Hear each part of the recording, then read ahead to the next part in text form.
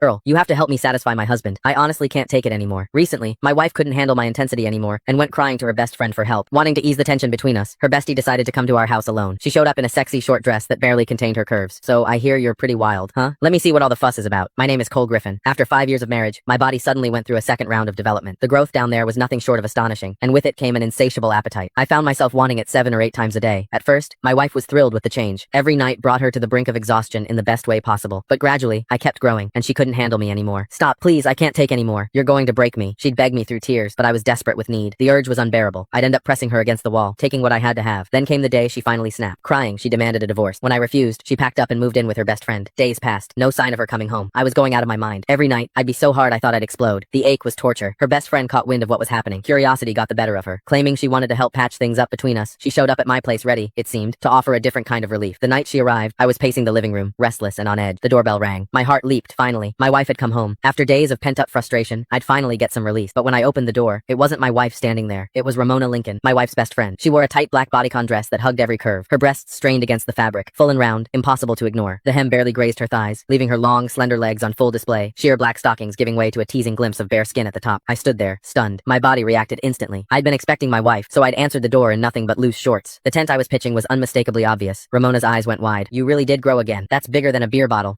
Truth was, Ramona was a woman with unmet needs herself. She was beautiful. Anyone could see that. But she'd married a rich old man. According to my wife, he'd burned through his prime too hard and too fast. Now his body had given out, and he couldn't satisfy her at all. These days, she apparently spent good money on male escorts to fill the void. I motioned her inside. She settled onto the couch, crossing her legs slowly, showing off those red bottom heels, making damn sure I noticed. So what brings you here, Ramona? I asked, grabbing a glass of water and handing it to her. Where's Rachel? She took a sip, then fixed me with a look. You're the reason. You're like a bull on steroids. Rachel's too scared to come home. I'm here to talk some sense into you. You can't keep going at her like that. She's delicate, for God's sake. No woman could handle a brute like you going full force. As she spoke, her chest rose and fell with each word. Those two magnificent breasts moved hypnotically beneath the thin fabric bigger than my wife's, fuller, and I couldn't tear my eyes away. My pulse hammered in my ears. God, I wanted to touch them. I sighed, settling into the chair across from her. It's not that I'm trying to be rough. It's this second development I can't control it. The urge hits me like a freight train. If I don't, at least once a day, the ache is unbearable. Ramona's eyes sparkled with curiosity.